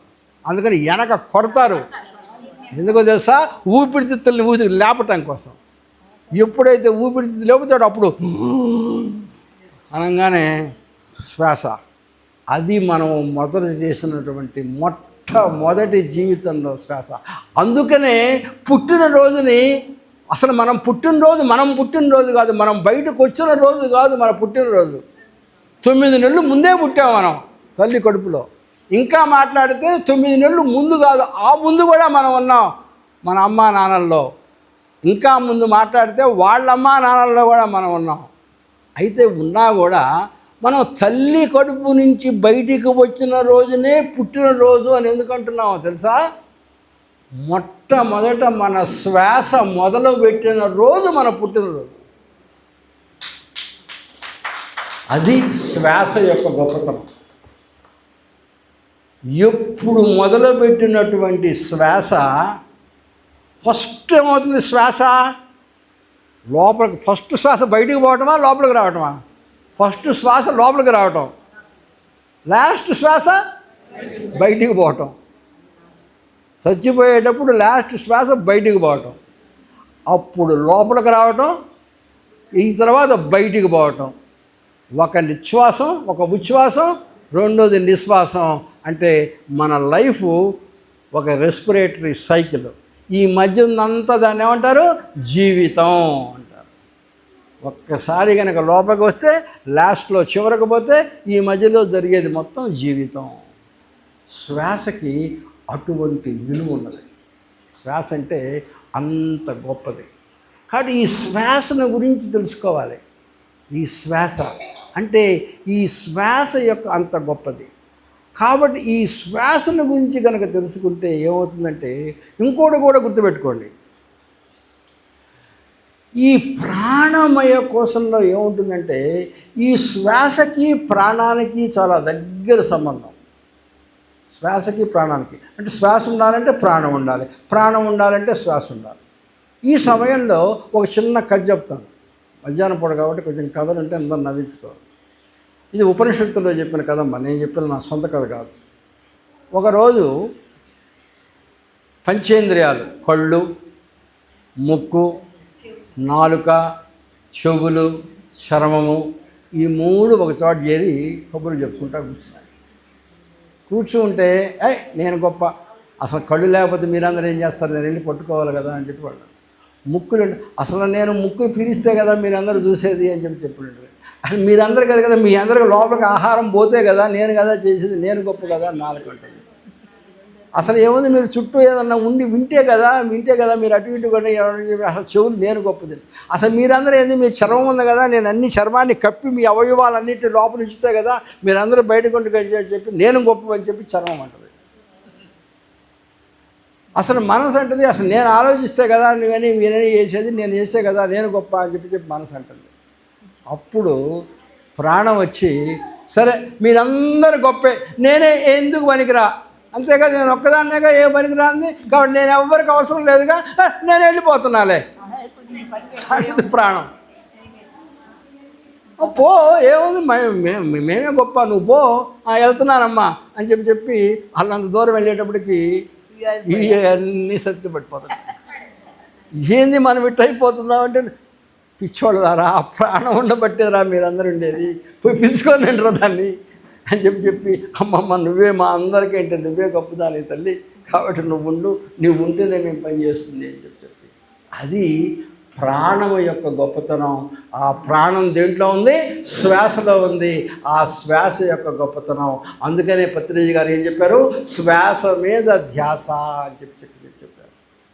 కాబట్టి ఆ ప్రాణాన్ని పట్టుకొని మనం గనక కరెక్ట్గా శ్వాస మీద ధ్యాస గనక పెడితే రెండో దాని మీద విజయం సాధించినట్లు. ఏంటో రెండో దాని విజయం? మనసు మీద, ఆ ప్రాణం మీద. కాబట్టి ఆ కోశం పేరేంటో తెలుసా? ప్రాణమయ కోశము. అన్నమయ కోశం మీద విజయం సాధించాం, ప్రాణమయ కోశం మీద విజయం సాధించాం. తమాషా ఏంటో తెలుసా? సజ్జి సాయిబాబా ఏమంటారో తెలుసా? మీరు ఒక అడుగు వేయండి నా వైపు, నేను మీ వైపు 10 అడుగులు వేస్తాను అని చెప్పి ఇప్పుడు అంటాడు. మనలో ఉండేటటువంటి దైవం కూడా అంతే. ఎందుకంటే దైవంకు మనం అంటే చాలా ఇష్టం. ఎందుకంటే ఎవ్వరు కూడా ఆ లోపల ఉన్నటువంటి ఆ దైవాన్ని గురించి పట్టించుకోరు. అందుకని పాపం దైవం ఎవడొస్తాడా నా దగ్గరికి అని ఎదురు చూస్తుంటుంది. ఎవడన్నా మనబోటి పిచ్చోళ్ళు, మరి నేను వస్తానులే నీ దగ్గరికి అని చెప్పి కనుక ఒక 2 అడుగులు కనుక ఆ దైవం దగ్గరికి వెళ్ళటం మొదలుపెట్టామనుకో, అయ్యో ఎవడు నా వైపు చూడటం లేదు, ఈ ఒకటి బండిలో 2-4 నా దగ్గరికి వచ్చి చూస్తున్నారు, బట్ నేను కూడా కొంచెం వాళ్ళ దగ్గరికి వెళ్ళి నా వైపు లాక్కుంటాను అనుకుంటున్నాను. అందుకనే 2 అడుగులు నువ్వు వేస్తే 10 అడుగులు నా వైపు వేస్తాను అని చెప్పి. అప్పుడు రెండో దాని మీద జైత్రయాత్ర అయిపోతుంది. ప్రాణమయ కోసం ప్రాణమయ. అప్పుడు ఇదైపోయింది, శరీరం అయిపోయింది, ప్రాణం అయిపోయింది. ఇక ఇప్పుడేం కావాలి మనిషికి? ప్రాణం ఉన్నది, శరీరం ఉంది, ఆలోచనలు కావాలి. ఇక ఆలోచన మొదలు పెట్టాలి. ఆలోచనలు మొదలు పెట్టాలి కదా, ఆలోచించడం మొదలు పెట్టాలి. అయితే ఈ ఆలోచనల మీద కూడా విజయం సాధించాలి. నువ్వు ఇంకా ముందుకెళ్ళాలంటే ఆలోచనల మీద కూడా విజయం సాధించాలి. ఇంకా ముందుకెళ్ళాలంటే ఈ ఆలోచనల మీద విజయం సాధించటం అనేది చాలా కష్టమైన పని. ఎందుకంటే మనిషికి రోజుకు 30,000-40,000 ఆలోచనలు చేస్తూ ఉంటాడు. ప్రపంచంలో అతి కష్టమైనటువంటి మెసేజ్ ఏంటంటే ఆలోచనను అదుపు చేయటం. ఆలోచనలు లేకుండా ఉండటం అనేది చాలా కష్టమైన పని, ఇంపాసిబుల్. ఇది నేను చెప్పడం కాదు, అర్జునుడు శ్రీకృష్ణుడిని భగవద్గీతలు అడుగుతాడు, ఏం అధ్యక్షణ నువ్వు ఊరకు కబుర్లు చెప్పుకుంటూ పోతున్నావు, అంత సులభం అనుకుంటున్నావా? ఆలోచన కష్టం ఎంత కష్టం అండి తెలుసా? ఒక ఉధృతమైన ప్రచండమైనటువంటి గాలి వీస్తూ ఉంటే ఆ వీస్తున్నటువంటి గాలిని కంట్రోల్ చేయటం అనేది ఎంత కష్టమో ఆలోచనను కూడా కంట్రోల్ చేయటం అంతే కష్టం. మేము ఊరికి చెప్పడం కాదు అంటే ఎస్ కష్టమే అంటాడు శ్రీకృష్ణుడు. కష్టమే, కానీ అసాధ్యం మాత్రం కాదు అంటాడు. అసాధ్యం కాకపోతే ఎట్లా చేయాలి అంటే మార్గం ఉంది. ఏంటో తెలుసా? 2 మార్గాలు ఉన్నాయి. ఒకటి అభ్యాసము, చేస్తూ ఉండు, అదే పనిగా చేస్తూ ఉండు. రెండోది వైరాగ్యము, ఆలోచనలు వస్తుంటాయి కానీ వాటిని పట్టుకోవాక వదిలే చూస్తూ ఉండు, వెళ్ళిపోతూ ఉంటాయి. ఈ రకంగా అభ్యాసం చేస్తూ వచ్చినటువంటి ఆరోగ్యాన్ని వదిలిపెడుతూ వైరాగ్యం చేస్తూ ఉంటే ఉండే కొద్ది అసలు నీకు ఆలోచనలు లేకుండానే పోతాయి అని చెప్తాడు. అయితే మనమేం చెయ్యాలి అంటే చూడండి, ఇప్పుడు ఇక మన ప్రయత్నం అయిపోయింది, ఇక దైవ ప్రయత్నం మొదలైంది మనల్ని లాక్కోవటానికి. ఇక్కడ బ్రహ్మాండమైనటువంటి ఒక సూత్రం ఉంది. మనిషి 2 పనులు ఒకేసారి చేయలేడు. 2 పనులు ఉన్నాయి. ఈ 2 పనులు మాత్రం ఒకసారి చేయలేడు. ఏ పనులైనా 2 ఒకసారి చేయొచ్చు, కానీ 2 పనులు మాత్రం ఉన్నాయి. ఈ 2 పనులు మాత్రం ఒకసారి చేయలేడు. ఒకటి చేస్తే రెండోది అయిపోద్ది, రెండోది చేస్తే మొదటిది అయిపోద్ది. అది ఆ సూక్ష్మాన్ని కనుక పట్టుకుంటే ఆలోచనలు కంట్రోల్ చేయొచ్చు. ఏంటో తెలుసా?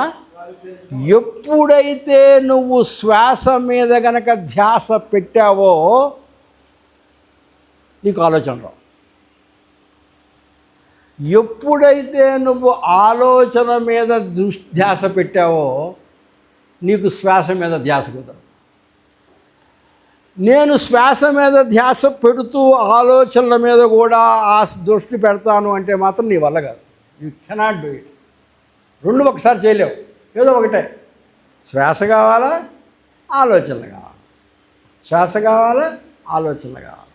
అందుకని నువ్వు శ్వాస మీద ధ్యాస పెట్టి కనుక చేస్తే ఆటోమేటిక్గా ఆలోచనలు అంటే ఒకటి గుర్తుపెట్టు. అందుకని ఏమంటారు, ఆలోచనలు రాగానే ఏం చేయాలి, మనం ఎక్కడ తీసుకురావాలి? శ్వాస మీద ధ్యాస పెట్టాలి. ఎప్పుడైతే శ్వాస మీద ధ్యాస రాగానే ఆలోచనలు పోతాయి. కొంచెంసేపు పెట్టంగానే గ్రాడ్యువల్గా శ్వాస మీద ధ్యాస తగ్గుతుంది, ఆలోచనల వైపు వెళ్ళిపోతున్నాయి. మళ్ళీ తీసుకొని రావాలి. అభ్యాసం వైరాగ్యం, అభ్యాసం వైరాగ్యం, అభ్యాసం వైరాగ్యం చేస్తూ ఉంటే అప్పుడు 3వ దాని మీద విజయం సాధిస్తాం. ఆ కోశం పేరేం పేరో తెలుసా? మనోమయ కోశము. మనసు అంటే ఏమిటి? ఆలోచనలు. మనసు మీద విజయం సాధిస్తాం. మనకు మొత్తం ఎన్ని ఉన్నాయి? 5 ఉన్నాయి. ఎన్ని దాటాం ఇప్పుడు? 3 దాటాం. ఇక ఈజీ, వెళ్ళే కొద్ది ఇక ఈజీ. ఇక దేవుడు తన వైపు లాగేసుకుంటా ఉంటుంటాడు. వచ్చేసాడు నావాడు, ఎవడు నన్ను పట్టించుకోవట్లేదు, వీడైనా నాగలిచ్చాడు, వీడన్నా తీసుకుంటానని చెప్పి. అప్పుడు ఏమవుతారో తెలుసా? ఎప్పుడైతే అన్నమయ కోశం మీద విజయం సాధించావో, ప్రాణమయ మీద విజయం సాధించావో, మనోమయ కోశం మీద విజయం సాధించావో, ఇప్పుడు 4వది చాలా ఈజీ అయిపోతుంది. ఏమవుతుందో తెలుసా? అప్పుడు నిన్ను ఎవరి సహాయం స్టార్ట్ అవుతుందో తెలుసా? ఇక నువ్వు చేయాల్సిందే ఉండదు. విశ్వం నీ కోసం దిగొచ్చి నీకు హెల్ప్ చేయటం మొదలు పెడుతుంది. ఏంటో తెలుసా? నీకు ఏ పుస్తకాలు చదివితే నీకు జ్ఞానం వస్తుందో అటువంటి పుస్తకాలను నీకు తెలియకుండానే నీ దగ్గరకు వచ్చేటట్టుగా విశ్వం చేస్తుంది. రైల్లో వెళ్తూ ఉంటావు, అమ్మ పుస్తకాలు అని ఎగురుతూ ఉంటాడు. వస్తాడు, పక్కన ఒక పుస్తకం కనిపిస్తుంది, ధ్యానము ఎలా చెయ్యాలి కొనుక్కుంటావు. లేకపోతే ఫ్రెండ్ ఇంటికి వెళ్తావు, భోజనం తింటావు, అక్కడ పడి ఉంటుంది, ఏంటి భలే పుస్తకం, నిన్ననే చదివాను. అది నువ్వు చేసింది కాదు, విశ్వం నీకు అలా కల్పిస్తుంది అవకాశాలని. అలాంటి అవకాశాలు నీకు తెలియకుండానే నీ దగ్గరకు వస్తుంటాయి. అదే సమయంలో నీకు ఏ వ్యక్తులతో పరిచయం అయితే నీ యొక్క ధ్యానం బాగా కుదురుతుందో అటువంటి వ్యక్తులతోటి నీతోటి పరిచయం చేస్తుంది విశ్వం. ఆటోమేటిక్గా అటువంటి వ్యక్తులు నీ దగ్గరకు తీసుకొస్తుంది, కలిపేస్తుంది. లేకపోతే మీరెవరు, నేనెవరిని, నేనుండేది ఎక్కడ, మీరుండేది ఎక్కడ, ఎక్కడ అమెరికా, ఎక్కడ చీరాలా, ఇది నుంచి ఇక్కడ మాట్లాడటం ఏంటి? ఇదంతా ఎవరు, నా గొప్పతనమా? కాదు. మీ గొప్పతనమా? కాదు. విశ్వం మన ఇద్దరి మధ్య కలిపి. ఎందుకు? మీలో ఆ ధ్యానం మీద ఉండేటటువంటి విశ్వాసం విశ్వం మళ్ళా కలిపింది. అందుకని ఈ రెండు ఏమంటాము? ఇది స్వాధ్యాయము, సజ్జన సాంగత్యము. ఈ రెండు ఎప్పుడైతే వచ్చిందో మనం ఏమొచ్చింది? మన ఇద్దరికి ఏమొచ్చింది? ఇప్పుడు జ్ఞానం వచ్చింది. అంతే కదా? ఈ స్వాధ్యాయం ద్వారా, సజ్జన సాంగత్యం ద్వారా మనందరికీ ఏమొస్తుంది? జ్ఞానం వస్తుంది. కాబట్టి జ్ఞానం వస్తుంది. అయితే జ్ఞానం వస్తే సరిపోద్దా? ఇంకా ఏమన్నా కావాలా మనకి? ఒట్టి జ్ఞానం వస్తే సరిపోద్దా? ఇంకా ఏమన్నా ఉందా? ఇంకొకటి ఉంది. జ్ఞానం కాదు మనకు కావాల్సింది, విజ్ఞానం కావాలి. జ్ఞానం కాదు మనకు కావాల్సింది, విజ్ఞానం కావాలి. అంటే ఈ జ్ఞానం దేనిగా మారాలో తెలుసా? విజ్ఞానంగా మారాలి. జ్ఞానం విజ్ఞానంగా మారాలి. జ్ఞానం విజ్ఞానంగా ఎట్లా మారుతుంది? జ్ఞానం వచ్చినటువంటి జ్ఞానం ఏమవుతుంది మనిషికి తెలుసా? ఏమొస్తుంది? ఎవరు చెప్పారు? అహంకారం వస్తుంది, గర్వం వస్తుంది. ఎప్పుడైతే జ్ఞానం రాగానే మనిషికి అహంకారం వచ్చిందో మొత్తం నువ్వు సంపాదించినటువంటి అంత విజయం సర్వనాశనం.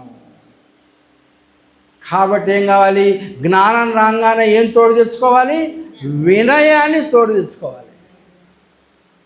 ఎప్పుడైతే జ్ఞానం వచ్చినప్పుడు గనక నువ్వు ఎంత జ్ఞానవంతుడు అయ్యావో అంత వినయాన్ని గనక ప్రదర్శిస్తే అప్పుడు జ్ఞానం వినయంతో గనక కలిపితే జ్ఞానం ఏమవుతుందో తెలుసా? విజ్ఞానంగా మారిపోతుంది. వినయముతో కూడుకున్నటువంటి జ్ఞానం కావాలి నీకు. ఒట్టి జ్ఞానం వస్తే గర్వం వస్తుంది. వినయాన్ని కలిపితే విజ్ఞానం అవుతుంది. విజ్ఞానం కలిపితే విజ్ఞానమయ కోశమును జయించిన వాడు అయిపోతావు. విజ్ఞానమయ కోశాన్ని ఇప్పుడు కూర్చో ధ్యానంలో. ఇప్పుడు కనుక నువ్వు ధ్యానంలో కనుక కూర్చుంటే శరీరం కూర్చో అనగానే కూర్చుంటుంది. శ్వాస మీద ధ్యాస పెట్టంగానే ఆలోచనలు ఆటోమేటిక్గా మనోమయ కోసం వెంటనే మాయమైపోతుంది, ఆలోచనలు అయిపోతాయి. ఎప్పుడైతే ఉన్నావో విజ్ఞానం ఏంటి? అహం బ్రహ్మోస్మి తత్వమసి. ఈ విజ్ఞానం మొత్తం కూడా నీ శ్వాసలో పైకి కిందకి కదులుతూ ఉంటుంది. నువ్వు విజ్ఞానం అయిపోతావు. కాబట్టి ఈ యొక్క ప్రాణమయ కోశాన్ని జయించావు, అన్నమయ కోశాన్ని జయించావు, ప్రాణమయ కోశాన్ని జయించావు, మనోమయ కోశాన్ని జయించావు, విజ్ఞానమయ కోశాన్ని జయించావు. అప్పుడు గనక కూర్చుంటే అప్పుడు పొందే ఆనందానుభూతి దేంతో సమానం తెలుసా? ఆనందమయ కోశంతో సమానం. అందాకేమన్నాడు కృష్ణుడు? అభ్యాసం వైరాగ్యం. ఎంత టైమో నీకు అనవసరం. కర్మణ్యేవ అధికారహస్తే మా ఫలేషు కదాచన. అంటే ఏంటి? కర్మ చేయటమే నీ వంతు, ఫలితం ఎప్పుడు ఇవ్వాలో నీ వంతు. కాబట్టి నువ్వు ధ్యానం చేయి. ఎప్పుడు వస్తుందని ఎదురు చూడకు. అలా ఎదురు చూడకపోతే చాలా తొందరగా వస్తుంది. ఎదురు చూసావా చాలా లేట్ అవుతుంది. చెప్తున్నాను ఎవరికైనా సరే, ఎందుకంటే నేను చెప్పింది కదా, భగవద్గీత చెప్పింది కాబట్టి చేస్తే ఆనందమయ కోసంలోకి వెళ్ళిపోయి ఆనందానుభూతిని పొందుతావు. అంతటితో అయిపోయిందా? భగవంతుడు ఆనందమయ కోశంలో కూడా లేడు. ఆనందమయ కోసం ఆవల ఉన్నాడు. ఆనందమయ కోశం దాటితే అప్పుడు వెళ్తావు అక్కడికి. అప్పుడు వెళ్తావు అక్కడికి, ఆనందమయ కోశాన్ని వెళ్తే. ఆనందమయ కోసం వెళ్ళటం దాటం అంటే ఏంటో తెలుసా? ఆ రకంగా ధ్యానం చేసి చేసి చేసి చేసి చేసి చేసి చేసి స్థితి వెళ్తే ఒక స్థితి వస్తుంది. ఆ స్థితిలో నువ్వు ఉంటావు, నువ్వు ధ్యానం చేస్తూనే ఉంటావు. నువ్వు ధ్యానం చేస్తూ ఉన్నావని నీకు తెలుసుకుంటూనే ఉంటావు. కానీ ఆ స్థితికి వెళ్ళినప్పుడు నువ్వు ఉంటావు, నిద్రపోవటం లేదు, ధ్యానం చేస్తూ ఉంటావు. కానీ నువ్వు ధ్యానం చేస్తున్నావు అని చెప్పి తెలియకుండానే నువ్వు ఉండే స్థితికి వస్తుంది. అయితే అది అందరికీ అర్థం కాదు కాబట్టి వదిలేద్దాం అక్కడ. దాని పేరే ఏంటో తెలుసా? సమాధి స్థితి అంటారు. ఎవరు చెప్పారో తెలుసా దీని గురించి? పతంజలి మహామహర్షి చెప్పాడు. అందుకని పతంజలికి ఏంటంటే అష్టాంగ సూత్రాలు, 8 సూత్రాలు ఉన్నాయి. యమ, నియమ, ప్రాణాయామ, ఆసన, ధారణ, ఏంటి ప్రాణ యమ మళ్ళీ చెప్పండి. యమ,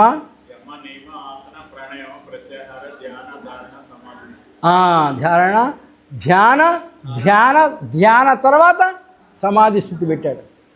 ధ్యాన తర్వాత సమాధి స్థితి పెట్టాడు. అంటే ధ్యానం యొక్క పరాకాష్ఠ సమాధి. కానీ మనందరం కనుక చేస్తే ఆ స్థితికి వెళ్తాం, అది సమాధి స్థితికి వెళ్తాం. అప్పుడు ఆ స్థితి. కానీ అంత సులభం కాదు అక్కడికి వెళ్తాం. కాబట్టి నువ్వు భయపడాల్సిన అవసరం లేదు. దానికి నువ్వు ఆనందం వరకు వెళ్ళి వస్తే చాలు, అవతలకి వెళ్ళాల్సిన పని లేదు. అందుకని అంతవరకు వెళ్ళి ఆనందం పరిస్థితికి వెళ్తే అది ఎప్పుడు నిన్ను సమాధి స్థితికి తీసుకెళ్లాలో అప్పుడు సమాధి స్థితికి వెళ్ళిపోతావు. కాబట్టి ఈ రకంగా కనుక నువ్వు కనుక ప్రయత్నించి కనుక ధ్యానం కనుక చేస్తే అసలు నువ్వు అద్భుతమైన ఆనంద స్థితికి వెళ్తావు. నువ్వు వెళ్ళటమే కాదు, 10 మందిని కూడా ఆ స్థితిలో ఉంచడానికి నువ్వు సహాయపడినటువంటి వాళ్ళు అవుతావు. కాబట్టి ఈ రకంగా ఈ జైత్రయాత్ర కనుక నువ్వు సాగించగలిగితే ఈ యొక్క ధ్యానం అనేటటువంటి ఈ ప్రయాణంలో నువ్వు చాలా విజయం సాధించిన వాడు అవుతావు. నువ్వు ఈ ధ్యానంలో చాలా ముందుకెళ్ళి ధ్యానంలో ఏదైతే సాధించడానికి ఈ ధ్యానంలోకి వచ్చావో అది సాధించి తీరుతావని చెప్పి నమ్మకంతో, నా అనుభవంతో మీ అందరికీ చెప్తున్నాను. కాబట్టి ధ్యానం అనేది చక్కగా ఉపయోగించుకోండి. ధ్యానం ఎక్కడికి తీసుకెళ్లాలో అక్కడికి చేరండి. జీవితం అందరినీ నందవనం చేసుకొని తరించండి అని చెప్పి ఆశిస్తూ, కోరుకుంటూ, ఈ అవకాశం ఇచ్చినటువంటి మీ అందరికి కూడా కృతజ్ఞతలు తెలుపుకుంటూ సెలవు తీసుకుంటాను.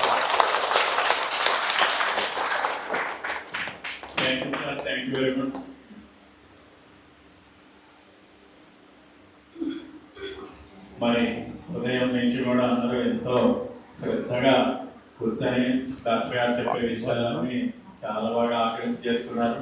మళ్ళా నెక్స్ట్ మంత్ 2వ తారీఖు, ఆగస్టు 2వ తారీఖు ఇక్కడ మన వన్డే క్లాస్ జరుగుతుందండి. ఈసారి మన గీత మేడం పోయిన చెప్పారు కదా, జీవాత్మ ప్రపంచ నియమాలు, ఆ బుక్ లో బ్యాలెన్స్ సబ్జెక్ట్ అంతా మళ్ళా తను చెప్పడానికి వస్తున్నారు. సో అది చాలా అద్భుతమైన సబ్జెక్ట్ అండి. జీవాత్మ అంటే మనం ఈ శరీరంలో జీవాత్మగా ప్రవేశించాం. ఈ భూమి మీద జీవాత్మగా మనం మనుగడ సాగించడానికి కొన్ని ప్రపంచ నియమాలు ఉన్నాయి. అవి ఏమిటనేది ఆవిడ చాలా వివరంగా చెప్పారు పోయిన నెల. ఇంకా మీద బ్యాలెన్స్ అంతా కూడా నెక్స్ట్ మంత్ 2వ తారీఖు చెప్పడానికి వస్తున్నారు. సో మరి డాక్టర్ గారిని చిరు సత్కారం చేసుకుందాం. మేడం శర్మ గారు మీరు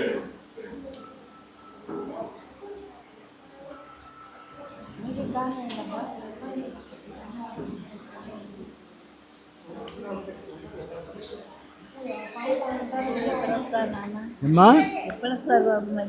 మళ్ళీ వస్తాను మళ్ళీ ఒక నెల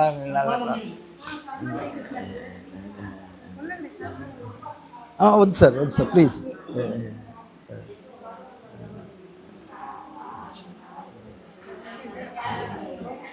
చదువుతారమ్మా.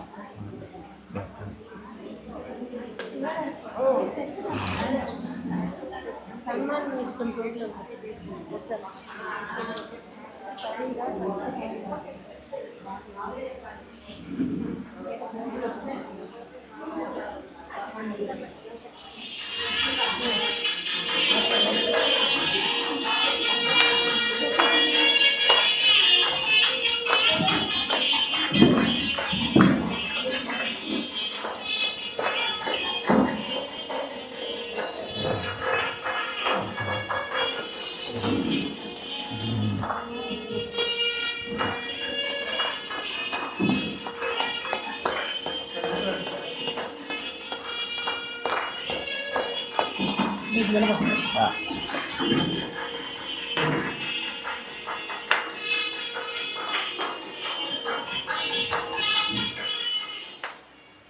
ఎలా ఉంది class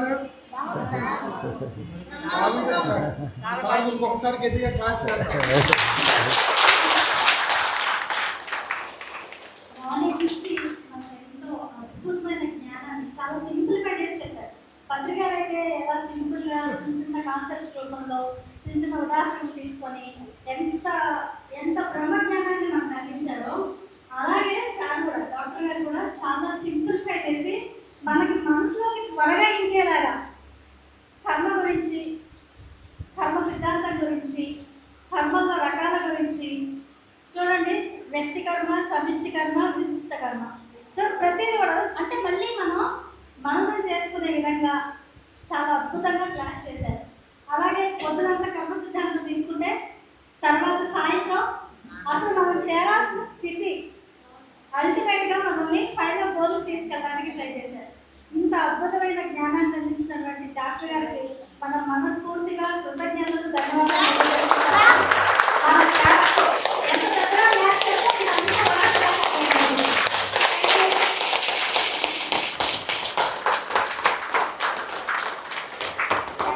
thank you sir. Thank you.